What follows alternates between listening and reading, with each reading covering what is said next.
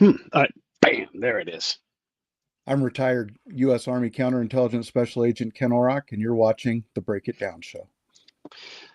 Well, I'm not retired, but I'm also not a counterintelligence agent anymore. I guess I just quit. I quit, Ken. Thanks No, for it's it, doing this with me. it's imbued in you for life. These are things you just cannot get rid of. It's part of you forever. It's true. It is very much like they keep pulling me in, because I don't want another crack at it, but there's work to be done. There's work to be done, Ken. Don't you think? Yeah, I do think there's work to be done. I think that, we've got hundreds of years worth of knowledge and skills combined Right. that can be of service to others still, whether in government service or in private industry. These skills are transferable skills and they help people be successful in every kind of arena imaginable. No, that's great. So the premise here today, everybody, is Ken and I are going to try to demystify what counterintelligence is, how it applies, how to define it, because it's a complex thing. It's like wrestling a bag of Jello, and someone keeps throwing more bags of Jello on you. And so his career totally unique from mine. We had Ryan Rambo on last week, totally unique career. We can relate to each other, but sometimes we disagree deeply. But we also know that world over there is a CI world, but it's not my world. So I'm going to ask Ken a question to get us start off, and we're going to try to just get through as much of this as we can. We're going to hit the ball back and forth. So Ken, when I say what is counterintelligence, what is counterintelligence? Counterintelligence, as you're just saying, is so vast, it's so wide, but at its base, it's the ability to identify and then either neutralize or exploit, intelligence threats. And those intelligence threats aren't necessarily the bad guy coming after you. The intelligence threat might be an insider. The intelligence threat might be a technology.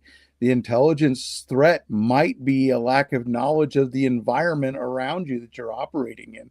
So counterintelligence, has an umbrella with very many disciplines under it. And oftentimes the counterintelligence agent, as I've told you before, is the Swiss Army knife for the commander, that he can pull out what tool he needs at what time. And that applies to leaders in business and industry also. That's great. Go ahead. My turn. So, working on your side of the fence where you were in more of a tactical environment with mud on your boots and dirt under your fingernails, what was the single skill? If you said to a new agent coming into a theater of operations, this is the one skill I need you to really focus on at the beginning, what would it be? Yeah, it's a tough question because it. You know this about me. I think about our discipline as having elements, and I don't know what all the elements are yet, and we're discovering them. But you have to have a command of the elemental table to understand, like, oh, I need to go work on this particular thing. If I was going to pick like the carbon of our element table, you have to have cultural intelligence. You have to develop it. Not talking about how I'm gonna build a culture. You need to be able to go into any culture in the world, whether it's ops, brigade, or a Chinese laundry, and you need to be able to come out with answers. Yeah, those are all important things. I mean, lack of knowledge of the environment you're operating in and how to operate in that environment is probably one of the biggest obstacles that anybody ever faces. Yeah. I would throw in a need for an entrepreneurial.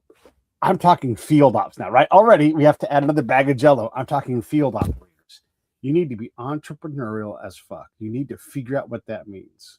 So yeah, I mean, as soon as you said give me one thing, I just gave you two things. Okay, my question to you: when you explain to a commander, let's say battalion to division, right? So everybody that's 1,000 to 25,000 people, right? That kind of unit. He's going to communicate in that bandwidth. And there's nobody there. Where is the best place to put Special Agent Orrock? Out front, on the tip of the spear. I might have things surrounding me to make me able to operate. I may need security. I may need other intelligence disciplines support.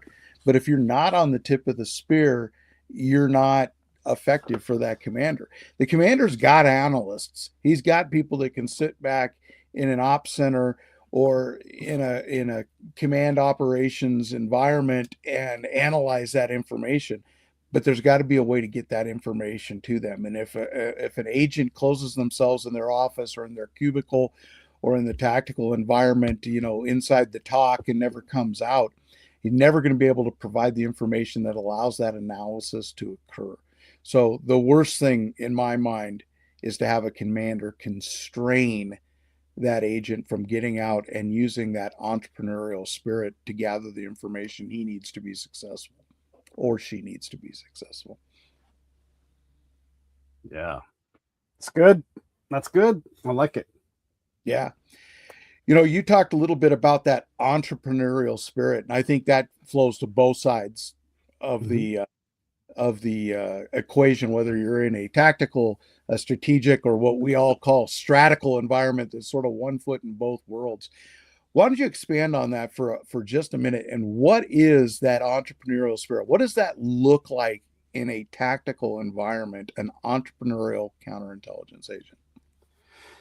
In the military world, I'll speak specifically about the Army because I know it the best. There is a pace of operations, what's a daily day look like? A Ops tempo. counterintelligence day, yeah, op tempo.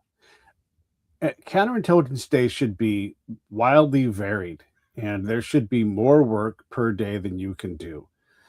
So if you run around and you're in a tanker unit, you know, they do tanker stuff all day long, right? So we need to be doing CI stuff. And because I believe that we are at our root a human discipline, I need to be talking to humans. And again, out of the office. There's a lot of reasons, and we can cover that.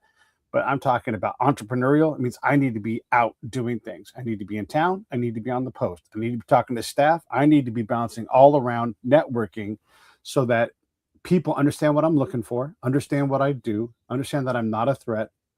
No matter who it is, I'm not a threat. I'm here to help. And so that's that entrepreneurial spirit. I have to be important enough in that area that people will engage with me and they will bring me the information. That's the machine I have to build. Absolutely. Couldn't be any more clear than that. I usually define counterintelligence into three types. I'm prepared to have this be not complete, but I would say that there are analysts, there are ops people, and there are collectors, operators. Which one is the hardest to build? Well, I think that the hardest to build, and I'm, don't know your exact definition of it. When you say the ops person, I sort of think of the 2X position when you Sure. say, Yeah. and for those of you who don't know, the 2X is sort of that counterintelligence coordinating authority within an area of operations that deconflicts counterintelligence investigations or operations to ensure that the reporting is accurate, meaning you're not getting circular reporting, multiple agents or multiple sources reporting information from the same location that makes it appear like more than one person is making that report. And I think that 2X takes a level of operational savvy that is very difficult because they've got to fuse together the operator collector and the operator analyst and come up with a usable product that does not mislead those decision makers. And that takes a broader knowledge of both sides of that house. And it takes a broader knowledge of what's going on right in front of us, what's going on in the theater level, and what's going on the higher strategic level. And you see great agents out there that over time have developed this kind of knowledge that are very successful. And I'll refer to one agent, Mike, who I worked with over the years that rose to the top levels in this. And Mike had that understanding above and beyond just what was right in front of his face. He understood the Army, he understood the theater, he understood the priorities. I want to ask a follow up. Okay. When we talk about the operations side of it, depending on the environment, I want to have someone on the ops side who is there to create a layer of protection for me. They're so well ingrained, whether it's the 2X, team chief, whatever it is. And they are able to say, I know where to put my guy. I understand what the commander's intent is here. I don't need Pete in this staff room with me. I need to get him forward deployed. Or, oh, you're going to spin up this operation, multiple Chinooks on one target. Or, oh, you're going to go do red team ops at this, whatever, Army War College, whatever it is. Then that ops person is cooking up work for me. So they are being entrepreneurial, but at the operational level, so that there's a more specific line of work that I'm trying to respond to. Yeah, no, I think you're right. I think in having, that takes a special kind of leader. And I think that's a kind of leader we didn't have for a long period of time, because more often than not, we were getting leaders that were maybe military intelligence generalists or counterintelligence officers that had never operated as an actual agent. And they were more pliable, let's say, in being thrown off task and by having taskings come down that they felt they were obligated to accept. But you're right. That person, whether it be a team chief, a senior NCO, a warrant officer, somebody that can field those things off is very important to being successful. I saw that a lot when I was working in the NATO environment and on a multinational team where I had a Dutch major as my team commander, and he was able to fend off a certain amount of things. But actually, probably the most important person on that was our senior agent, our NCO in charge, who was a British warrant officer one, equivalent to a U.S. Army Sergeant Major, who was able to speak the language of that British higher command for our umbrella framework and divert them away. So I think you're spot on target with that. You've got to have somebody keeping the minutia off your back and the bullshit that comes along with operating sometimes within a very rigid environment that allows you to have the flexibility to be out on the tip of the spear. Good. All right, go ahead. Yeah, back to me, my time. You and I have had conversations in the past, and I want to ask you about one specific function that has different meanings in different environments, and that's liaison.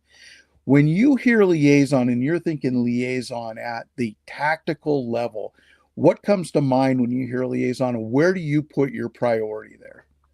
This is one of those words, right, where if I say vetting, you and I got to go, well, what do we mean about vetting, right? Because we don't know. I'm using a valuable time, but when I was on a contract, like you can work up to a one-time source, and I go, hold on, what's a one-time source? Now, look, I know what I think the answer is. I know what the legal answer is, but do you, boss man? And so if you don't, then I'm taking a step back, because now I don't know that you're going to protect me in a legal sense. So these words all have meaning. When you say liaison, I'm thinking networking. I'm just going to take that word out of it. So I am going to liaise with the battle captain. I am going to liaise with the commander. I mean, I am going to liaise, especially with the foreign assets, but also with the interpreter tent. I'm going to go out and I'm going to connect with all these people, and I'm going to continually spot and assess whether they're internal people that I want to work with, or they're external, or they're in betweenal. I am always trying to flow around the battlefield so that I can liaise with people. So if I'm liaising with the Minister of Health and he's not my prime partner, I'm still using that liaison relationship and excuse to engage with them so that I can weave them into the overall fabric of what we're trying to do. That's how I think about liaison at the tactical level. It can be that, like, I don't get the right to work with the provincial governor without asking permission, right? And so then I'm liaising subordinately over to his partner to say, here's what I want to do. I'd like to meet with the governor. And rightfully so. We shouldn't have 100 people engaging with one person. It should be managed, that relationship. So that's what I think of in the tactical setting. And I'm talking dirty, boot, muddy, hard work. Ask me at a level higher, totally different answer. And as a follow-up, would you agree with me if I were to make the statement that at its base level, liaison is a collection function? Yes. Yes. The conducting liaison is collection. Yes. Yeah, because if I'm talking to pick a country, if I'm talking to an Ecuadorian colonel, I want to run that guy. Right. Or prove him up. He's got placement and access. He has things. Yeah, so I'm going to start a dossier, if possible, on that person, right? Maybe I don't start at the Ecuadorian colonel, but yeah, hell yeah. It's all an assessment. spot, assess, recruit doesn't stop. It's a Right. constant, ever-going function. If you're in the line at the chow hall or the DFAC, you're spotting, assessing, and recruiting. It's an ongoing function, and it's probably one of the key elements that I think gets missed by a lot of people. If they're not in that mode, if they don't think that they're actually out doing that and that isn't the task in front of them, they forget that this is a continual cycle that you never let up. It's a bigger question. What does, if you're in a strategic environment, working at a field office, what does a common day look like? Like if you're leading troops, what do you want your up and coming troops doing every day? Well, that is a bigger question, and one of the things I always loved about being a counterintelligence agent, whether I was in a resident office, a detachment, a mid, or otherwise, that every day was different. Now, Yeah. U.S. Army counterintelligence, when you're working in sort of the overt CI support role, with whether it be for a specific command or for a region, you have certain taskings that overlap on a daily basis. Conducting PSIs, if you're overseas, for example. When I was in the Benelux, we had a PSI mission. We were doing personnel security investigations, either for initial clearances or for periodic reviews, whether it be a 5-year or 10-year review. And so that caseload always existed, and there was a certain expectation that the agents were maintaining their caseload and their flow. But that could be interrupted by one of my favorite things, and hopefully one of yours too, which is what we call the walk-in. And that Yep. walk-in may ring the doorbell of the office and want to come in, and then everything stops sort of to deal with that walk-in, and you have somebody tasked to do it. On a daily basis, you would be conducting liaison. And that liaison for me was often allied agencies outside of the military chain, whether it be local law enforcement, national level law enforcement, whether it be anybody that I felt had placement or access that at some point in time was going to benefit my mission. You may be conducting liaison. And then you had those cases that came in where you were actually doing a true counterintelligence investigation. And that would take priority over just about everything else. When you got that actual report of a potential penetration or a potential collection or of a potential security breach, that became that flashing bat signal in the sky that the agents stopped what they were doing and responded to that and go through the procedures. Oftentimes, in my experience, if you're assigned to an overt role in a mid or a detachment, you had an on-call agent. That on-call agent might be getting the phone call from the military police or from a commander, hey, this just happened. And then you shift, fire, adjust, and react to that.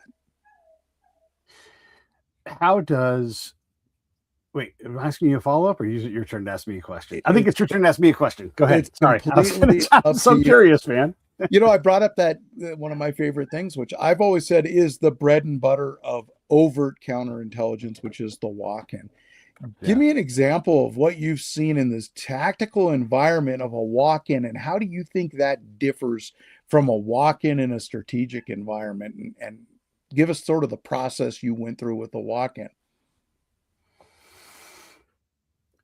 Let's see here. I can't think of a time when I dealt with no, I have dealt with walk-ins. Okay. There's 2 stories I could tell. Okay, I'll tell the story. Okay, so traditional walk-in comes in, it's Orrock, and the kid has talked to other people before. I am working on a contract in support of counterintelligence agents. I'm trying to get them off the camp. I'm also trying to coach them up because these folks have been through, and if this isn't terrifying to anybody else, I know it's terrifying to Ken. We've deployed people to a hot, non-permissive, dangerous, people getting murdered combat zone. And by the way, that team got hit. And they've been through I think it was a 2-week VTC certification course. 2 fucking weeks, Ken. Yeah. Terrifying, right? So we're trying to get them up to speed. And I'm telling them just the basic things because they're so green, they can't even accept how green they are. And so, like, who's running who, right? And we had walk-ins that would bounce around camp to camp. All of this for everybody is wrong. You cannot have walk-ins bouncing around camp to camp. So I'm like, who does that guy belong to? Oh, he just does this. He bounces around camp to camp. We're going to talk to him. Like, the fuck if you are. You are not talking to him. This kid comes in We don't know what he's doing, but he's there. He's walked in and he's kind of hunched over and he's doing this and he's sweating. And it's Iraq, so it's hot, but he's like in distress. And they're kind of peppering him and not doing a very good job of it. And so, by the way, Ken, this is not my meeting, right? So I stop and I jump in and I'm like, hold on a second. Would you ask this kid what's wrong with him? Because there's something wrong with him. And the interpreter's like, yes, I would ask. And so they ask, and he's like, yeah, he had a wound. Maybe he was shot or something. Not like as he walked up, but in the past. And he was in physical distress. And I said, does he need to see a doctor? He's like, well, yes, he needs to see a doctor. And I'm like, well, then we're taking him to we had a cache, which is a hospital, everybody. We're going to take him over to the cache. And the agents are like, well, we're not allowed to do that. I'm like, the fuck if we're not? I don't give a damn. I'm taking him over to this guy. I don't know what, he might die right here. I don't know. And so I took him over to the emergency room. And sure enough, he'd been treated by our hospital. And they're like, oh, we're glad you brought this guy in. Yeah, he's got a huge infection. He's would die if you didn't bring him in. But a walk-in can be anything. Now, that kid never walked back into, to my knowledge, anywhere else with us. But you don't know what you're going to get, and anything can happen. I think what you sort of pointed out there that for people that missed it, that I think is important. I think it's applicable in many arenas, not just the CI, but also in other things in business and industry, is there has to be a central focal point to deal with these things. And it shouldn't just be a shotgun approach. There has to be a spot or location designated. There has to be a person or a team designated that are handling these walk-ins to keep that circular reporting from happening, back to the G2X's, sort of responsibility.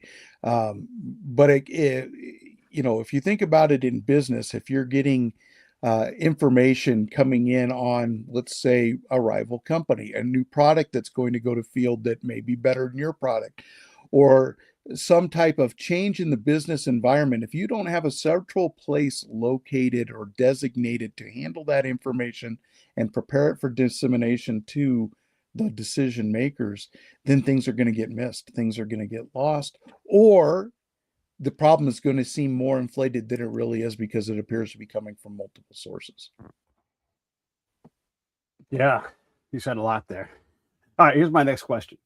You come up to a team and you're in a stratical environment and they're all wearing uniforms in office and working day to day in, we'll just say, fatigues for everybody, just, a standard combat uniform. How much effort are you going to put on changing that to making their uniform something other than military? Is that important to you, or do you fall in line with the command's desire? Because that's where it comes from, right? Are you going to go? Do you go see the sergeant major, and do you anywhere in that first conversation say, "Hey, I need to get my guys. Look, we'll wear fatigues. We're not trying to be out of uniform, but I need more flexibility to get my guys in a lot more variety of places." How important is that to you? I think it's important. And very seldom did I deal with an adverse type of situation with that. When I was working in the stratical environment in a NATO Rapid Deployment Corps headquarters, when we were in the headquarters on a daily basis, we wore our uniforms. And we were in, back then, BDUs. The other nations were in their equivalent of it. And it did not become an issue within it, because after a while, especially when you are working in a non-separated detachment, you're part of the larger organization. People get to know who you are. But I never had any pushback that they knew if we were going outside the office. Let's say, for example, we were going to meet with the German Border Patrol, the Bundgrundschutz, the BGS, who was, one of the few national type police forces in Germany post World War II, Cold War. They also housed all their counterterrorism units because they didn't want their counterterrorism units to be part of the military post World War II. But let's say we were going out to liaise with them because we were going to do a large rail movement of troops and equipment and logistics to a training area, and we were assessing what the threat was during that movement. Nobody questioned, nobody would even think to say, you need to be in uniform when you go do that. And so we would be outside the wire or outside the headquarters building, and we would be wearing traditional, business attire, semi-business attire. One thing people may not realize, and I don't think it's probably changed, is, when I hit my first unit and I was at the 902nd MI, now known as Army Counterintelligence Command, I was given a uniform allowance to go out and buy civilian clothing. I was given I think back then in the mid 90s, it was like $1,000, go buy suit and ties and all weather, dress jackets and things like that.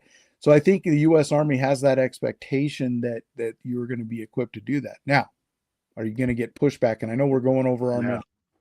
Are you going to get pushback on that? Yeah, you're going to get pushback.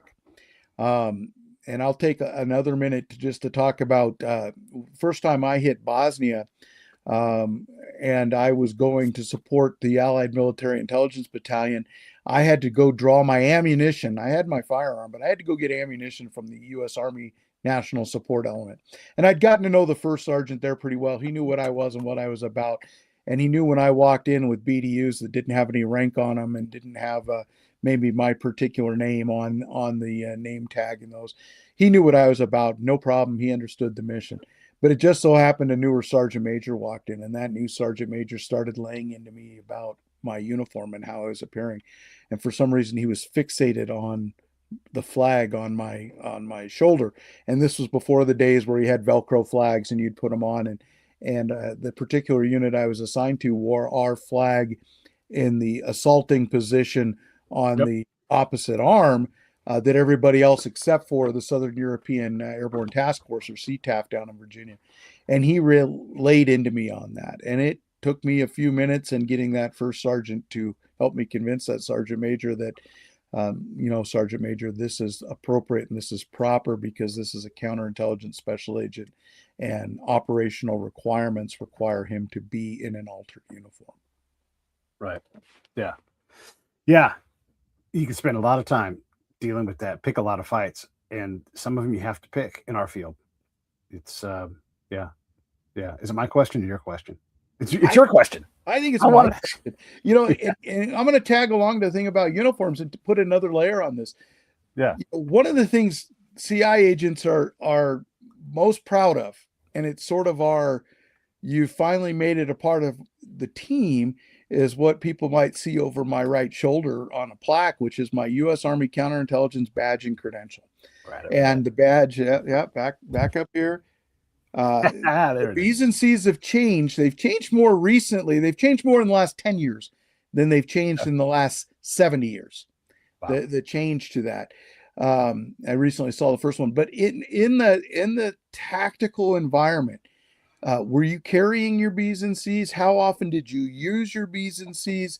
And give me an example of when you found it absolutely necessary to do it versus a time where you didn't want to necessarily present Army Counterintelligence badge and credential to somebody. Yeah. Yeah, the B's and C's are a weird thing because we are fucking badged and credentialed federal agents. Yep. But the badge is so unknown that when you pull it out, there's a good chance the person, and it's happened to me, it's not a real badge. Like, what the fucking, and now what am I going to do? Am I going to arrest this guy? I don't even have cuffs, right? And so get mad and storm around. I still got to work in that unit, and so it is a real conundrum. And I don't know that we do a good job of training people on how and when to use that. And by the way, do I want some E3 pulling their dick out and going, look at my badge. You better get in line, Sergeant Major. No, I don't want that. Please don't do that. It's, what do we do about that? Yeah, I mean, you're right. It is a conundrum. I think things are changing. I think that ACI has now adopted more of the model that U.S. Army CID has had for the longest time. And agents are being a little more overt sometimes with their badges than we were in the past. But I'd say 99% of the U.S. Army has never seen U.S. Army counterintelligence badge or credentials. The new badge is larger. They did get more in line. I was wearing my badge on a belt clip once, and I was doing liaison at a federal agency, And I had somebody literally bend over at the waist, put themselves at eye level with my badge and say, that's the smallest fucking badge I've ever seen. Now, people miss the point. It's the exact same size as the FBI badge back, that they still have. It's got a historical significance. It's the size of an old silver dollar. But how do you overcome that? I think that they're doing a better job. But there were times when I presented mine, and people just did not know how to take it. I think it goes back to what you said about how you carry yourself and presenting yourself. I can remember doing an investigation at Rock Island Arsenal back in the day, and it had to do with foreign military sales and a diversion of U.S. foreign military weapons through the sales to countries that necessarily shouldn't get it. And I got tasked to, among other things, interview the post sergeant major. Post sergeant major has his pulse on everything. He should know, if he's doing his job, what's going on. And at the end of that interview, he said, would you like a tour of the post? And I'm like, yeah, I've only been here a few days. Be great to do it. He said, well, come on, Chief, come with me. I'll give you a tour of the post. And he kept referring me to Chief. And for those that don't know, to Army Counterintelligence Agent, a Chief is a Chief Warrant Officer. That's who usually our special agents in charge are. Might be the team chief, but in the Army, we refer to warrant officers as chief. The Navy, it's a senior NCO position. And after a while, I developed such a good rapport and relationship with him. I finally turned to him and said, Sergeant Major, you don't need to keep calling me chief. I'm not a warrant officer. And he looks at me really funny. And I said, be honest with you, Sergeant Major, I'm a specialist. I'm an E4. And he looks at me, and he could have responded a lot of different ways. But I had done such a good job of building that rapport, and I'd done such a good job of being a professional. He looked right at me and said, well, you should be a chief. And that was a hell of a compliment for a young agent to say that, you were coming off with such professionalism. I always looked up to our chief warrant officers. I always thought the chief warrant officers were the cream of the crop. And for many years they were. These were E7, E8 counterintelligence agents that became warrant officers. And I know that got diluted for a while right after 9/11. And I think some people got moved into the positions too quickly. But that was one of the highest compliments that could have been paid to me. So that goes along with the B's and C's and how you present yourself. My turn back at you. What image, and we're talking about carrying on what I just said about professionalism, what image did you try to cultivate or portray behind the wire when you were in a tactical operations environment? And did that differ from the type of image you tried to cultivate when you were outside the wire? Yeah, no, that's a great question. And these are very specific personal choices through experience and design. And by the way, when I worked at CIFSO, the Counterintelligence Force Protection and Source Operation course, I got to see everybody's judo. And so I got to look at their tools. May never use that tool, but I got to see it. And so that we should all do the job and then teach, advance and work in different areas. That's what people say. So I learned I had to be the same guy everywhere I went. But my focus when I was on the camp was to belong to the unit, because I don't belong to them. They needed to know I was on their side. They needed to know that I don't want to investigate anything internal. Please have somebody else do that. Do not distract me with that stuff. That said, if there was an investigation to do, you do the investigation. But I'm desperate to be focused on protecting us from an external point of view. When I was in town, I was trying to be not with the Army. And so I wasn't saying that, but like I would, if I was authorized, I would wear civilian clothes. And I would dress differently. I would take off my gear as fast as I could to be however you're dressed is how I'm going to dress. I'm not going to pretend like I'm an Afghan, but I'm going to be at your security posture. So if you're walking around in, some kind of traditional garb, I'm going to be in jeans and a t-shirt and ball cap. I have a helmet with me. I have body armor. I'm taking all that stuff off. So I'm trying to create similarity on different sides. So yes, I'm with the Army. You guys see me. I'm here. I'm not saying I'm not with these guys. I love these guys. I'm here to protect them, but I'm also here to protect you. I want to belong to both sides, but I want everyone to meet the same Pete everywhere. So much so that I would say, call me Pete to everybody. Use my real name all the time, because wherever they were, they met the same person. So if I'm meeting a colonel, or if I'm meeting a sheikh, if I'm meeting a farmer, They're all meeting the same guy. Because what I realized is that both tribes, us and them, talk about me if I'm doing my job, and they need to be able to say, "Oh no, I met Pete. He's a good dude." And so, and I don't obscure things, as much as possible. I don't volunteer like, "Here's my home address," but I'll say, "Yeah, I live in California," because that's a point of rapport building for me. It makes me normal to them, and I'm trying desperately to be normal to both sides, us and them. I think if you were to define that, what you just said is, as a CI guy, we can be looked at two ways. A lot of within the Army, we may be looked at as what the law enforcement would call internal affairs. We're Right. policing the Army, we're policing the intelligence field, and we're the guys that may be sent in to investigate when somebody breaks the rules.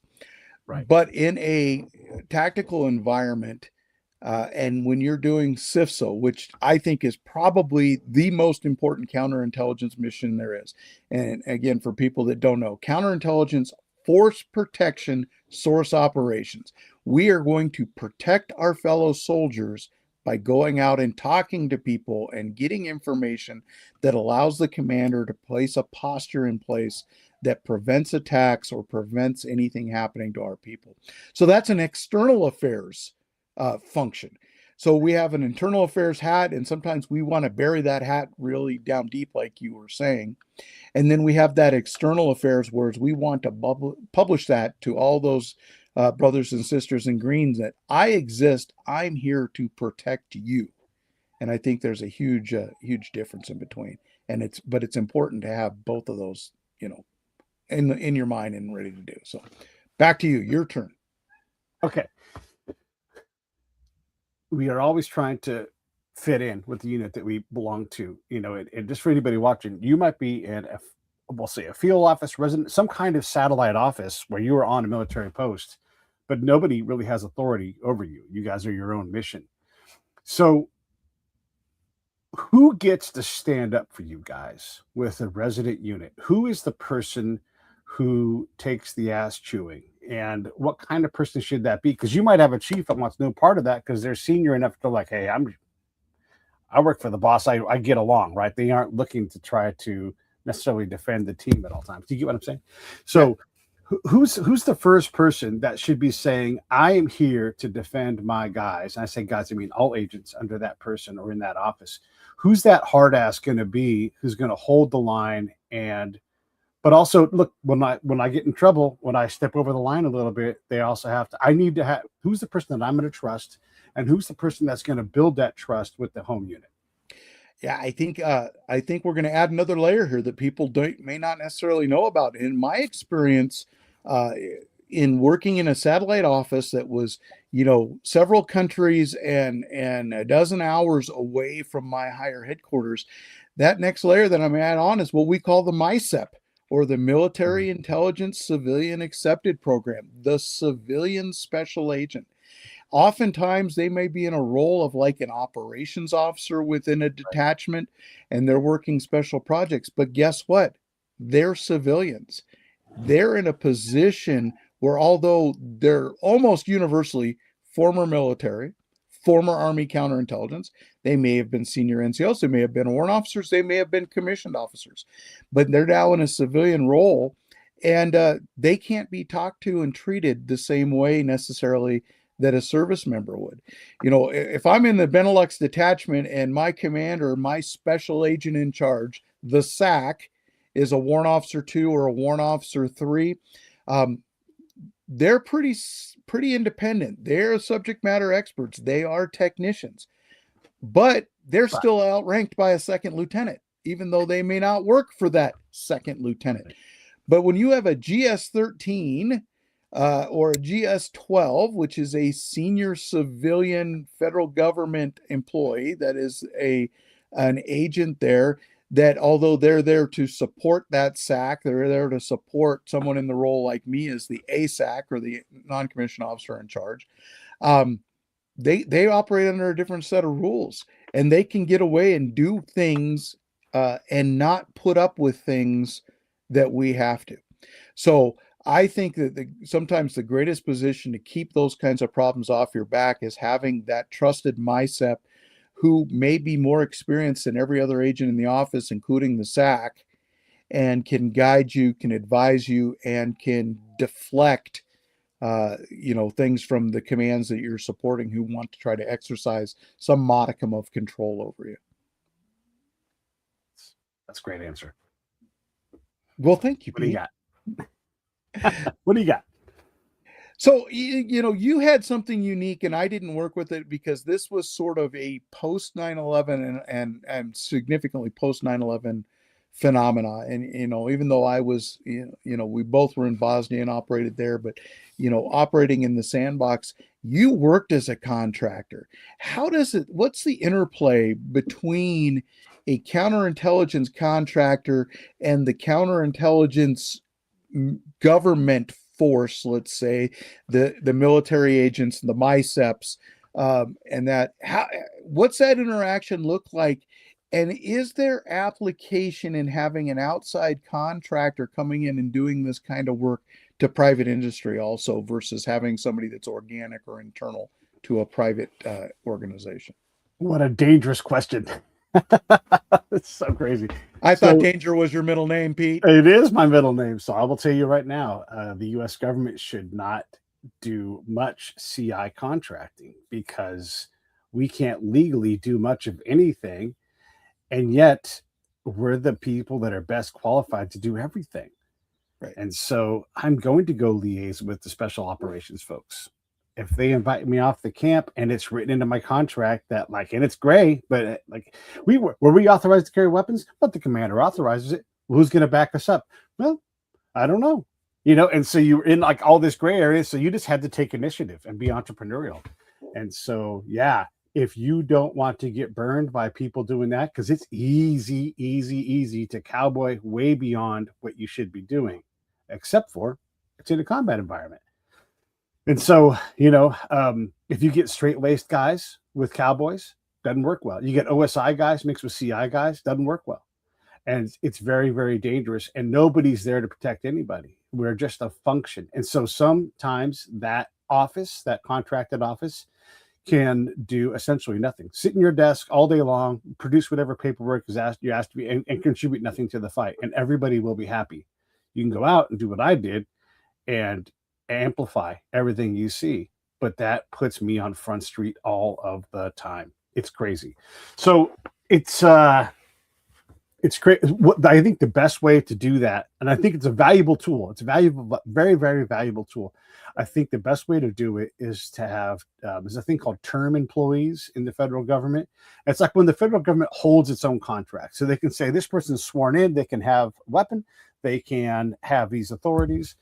But even then, I'm not really part of the IC, kind of, sort of. And I don't care about them, and they don't respect me, right? And so there is always going to be an entrepreneurial pirate, I don't want to say mercenary because mercenaries actively go out and try to kill people. But we're mercenaries. We're intel mercenaries, and we have very little allegiance to anything because nobody wants to own us, and nobody can really corral us because I just leave. I'm leaving. I'll go somewhere else. So it's a challenging conundrum. We don't have enough people. We don't know how to develop people. The people we put on the tip of the spear have no idea what they're doing, and we don't develop tactical experts. We just don't. So and everybody watching, as you have your second, your third, your fourth deployment, you're getting further and further away from the battlefield. And so you will believe that you know everything about the job, and you know a lot about the job, but you are not a black belt in tactical operations. So that's the conundrum, Ken, is how do you develop capacity? And one way Pete would say, if you're going to have contractors, you and I should have a contract company, and Huachuca, the intel home, should be desperate to have us engaging and mentoring forever with young agents. We should be taking them on government funded trips to work done cultural. We should be doing that all the time. That's a good place for us. When it comes to combat, boy, it is risky, and the job is too dangerous legislatively, and it's too dangerous physically to be comfortable at any point with civilians contracting on CI. Ooh, how did I do? I think you did good, but I think sort of the capstone I put on that is we talked earlier about B's and C's. We talked earlier about people not always recognizing that the U.S. Army counterintelligence agent is a sworn federal agent. We have the title of special agent, and a civilian contractor can't hold that title. Right. They may have some identification that identifies them as a contractor or what they do. But one of the unique things about the U.S. Army CI special agent is arrest authorities that aren't necessarily available to the general army. Anybody in the Army, for those of you who don't know, or in the military period under the Uniform Code of Military Justice, that is a non-commissioned officer. So in the Army, you'd have to further define that as a corporal E4 or above, not a specialist E4, but a corporal E4 or above, or an E4 and above in the Navy, in the Coast Guard, in the Marine Corps that are non-commissioned officers. I think the Air Force still has an E4 that's not a non-commissioned officer, but anybody can make an arrest, right, or an apprehension. Right. But special jobs by Army regulation can also make these apprehensions. Most, commonly people understand as a military police officer.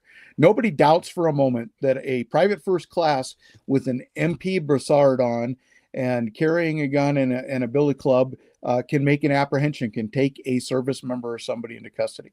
And people don't often realize the same applies to the counterintelligence agent, an E3 or E4 counterintelligence agent that may not have apprehension authority under the Uniform Code of Military Justice, does have it by nature and virtue of being a sworn special agent, carrying badge and credentials, and going forward and doing that. So I think that's a definite concern with a contractor too, because you're not really a CI special agent. You may be a CI collector, you may be a CI analyst.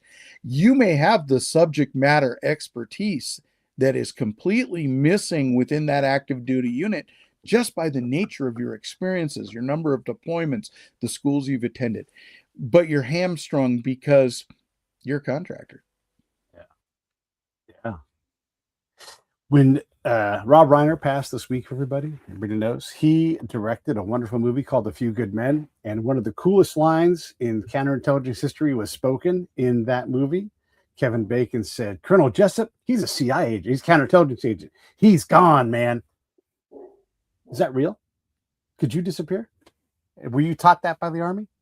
I had some exposure to that, but there are units within U.S. Army counterintelligence that live and breathe that could easily do that, and would never, guys that work under unofficial cover, or what we would call back in the Cold War days illegals.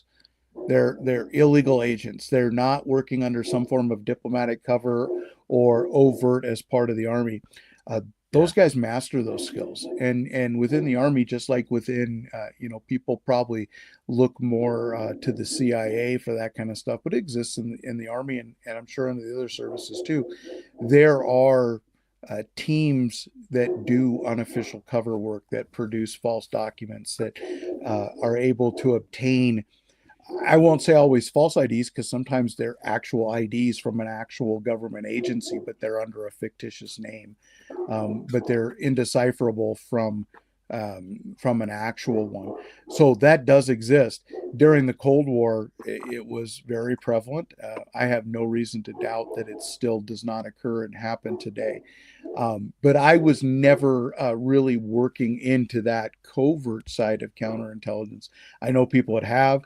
I knew what floors of the old 902nd headquarters building those guys were on, and which doors you didn't go through, and without an invitation or an escort. But can that happen? Yeah, that can happen. And is that necessary? Yeah. We talked earlier about, how you dress, what uniforms you wear.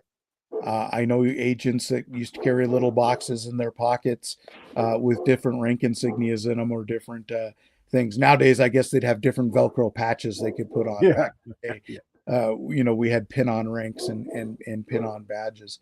So, I know that could happen. And sometimes as an agent. You had to adapt to the environment you were working in. When I went into the military liaison office at the U.S. Embassy in Germany, or at the old embassy, which was now a U.S. consulate in Bonn, I wanted to be a suit and tie professional, and I looked, completely in the same manner those guys did.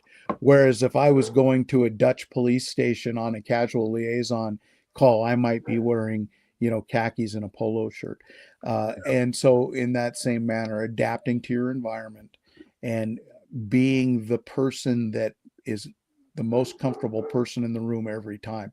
We've heard our friends in the UK in Spy Q talked about being the most comfortable person in the room at all times.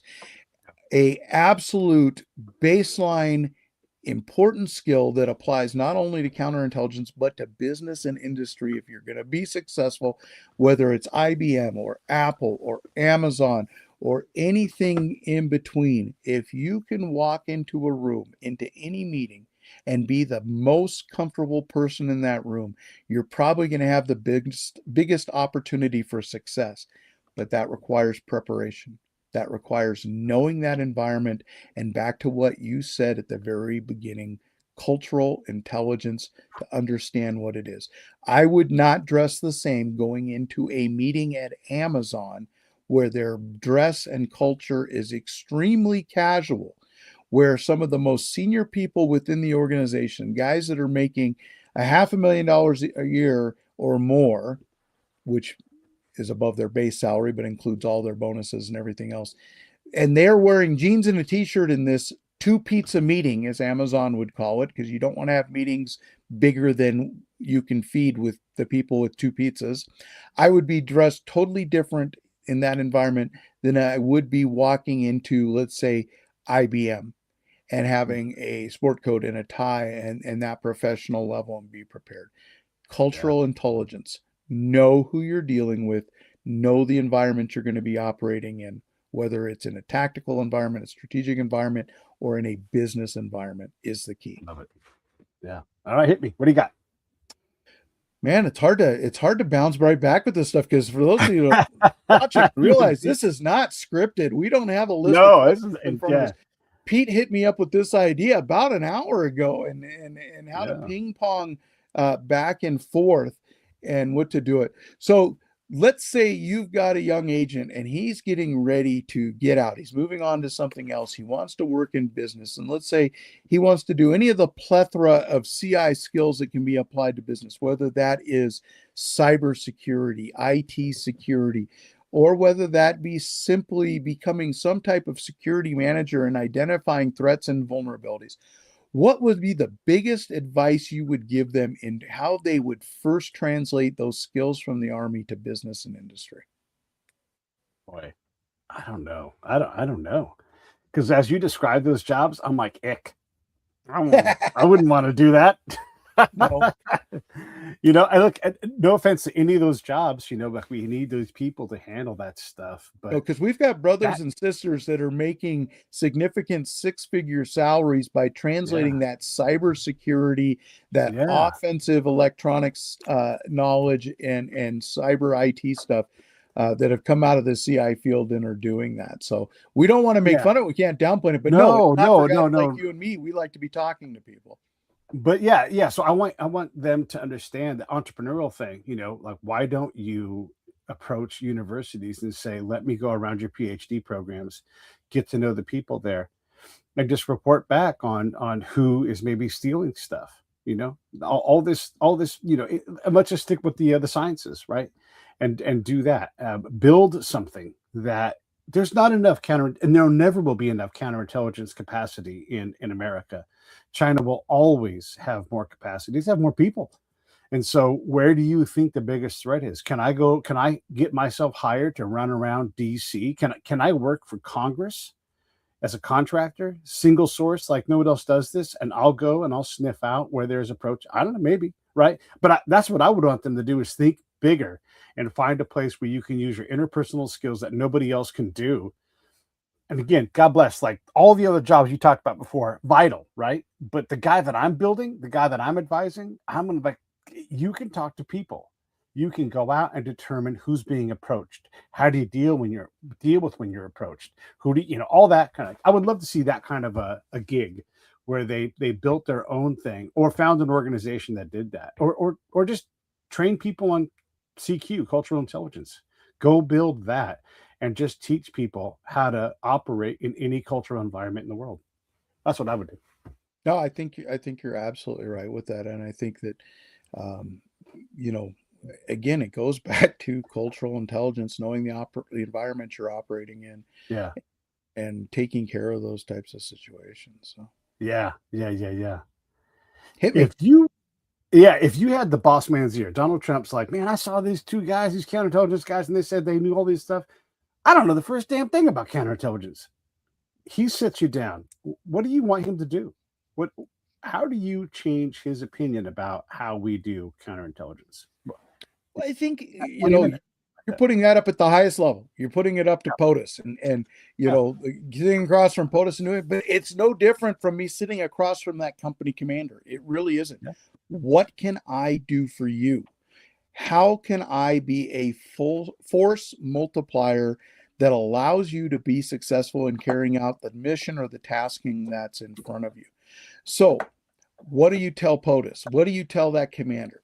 You tell him, this is what I'm going to bring to the table. I'm going to let you know what's in front of you. I'm going to let you know what the threat is to you.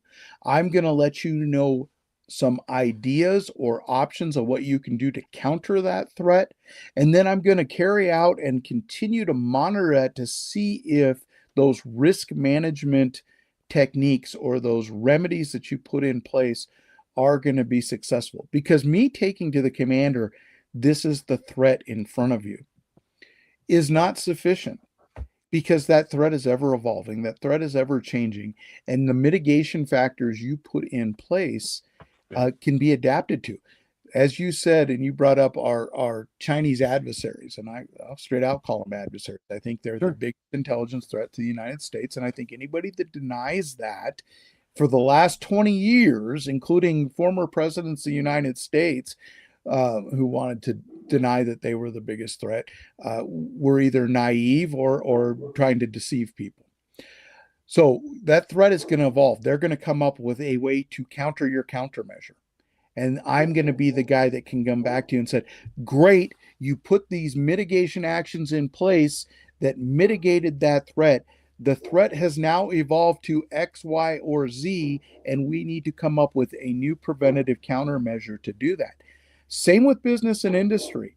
If you are advising a CEO on industrial espionage threats, and you might focus initially on what they're concerned about being the cyber threat, they're going to get into my systems and they're going to, wreak havoc or steal my proprietary information. That's great. Once you've countered that and once you've locked it out, they're now going to go to that next layer and say, I can't externally penetrate that system, so I'm going to internally penetrate that system. I'm going to place somebody that has access that can now provide me that same information. And now that threat has evolved from an external threat to an internal threat. And that's the job that we do. We are, back in the day, they said the cavalry was the eyes and ears of the commander. They were out front. They were sweeping ahead. They were letting him know what the formations were he was facing and reporting back to him so that he could maneuver to meet that threat. Well, in a lot of ways, the counterintelligence agent is the modern day cavalry. We're sweeping out in front of that formation and saying, this is where the threat, this is where it's coming from. You need to adjust to meet that threat. All right, hit me one more time, and then we'll get. Hey, Rod, I see Rod in the green room, and Rod's the next show that we're going to start here in about a minute and a half. So hit me with one more. And by the way, thanks for doing this with me, Ken. We could do this all day long, but obviously we have an hour this time. So anybody watching, we'll do more of these things and check out SpyQ and all those kind of things. All right, so hit me one more time. Last one, you brought up SpyQ, and I think it's a great place to end because I continue to get excited about SpyQ and the things that are going to happen with it and spreading the word about SpyQ. But what kind of training do you think that SpyQ is going to be able to provide to leaders in industry, whether they be mid-level leaders or higher echelon leaders? What training do you think SpyQ is going to be able to provide, and how is that going to be a force multiplier or a profit multiplier or an operational accelerant to that CEO out there that has to write the check to say, I'm sending this guy to SpyQ because I want him to come back and be the subject matter expert for me in this. In the special operations, they have a thing called a kill house, and you go in and you run scenarios, high kinetic action, weapons, rounds, all that kind of stuff. And these guys get hyper trained to have the elite level of muzzle discipline. They know when they're going to pull the trigger, what's behind there. They slow their minds down so that in this maelstrom of stuff going on, life and death situations, they're reliably making better choices than the adversary. We don't do that in the intel world. And I'm not saying we need to shoot at people and do all those kind of things, but we don't have a kill house in intel.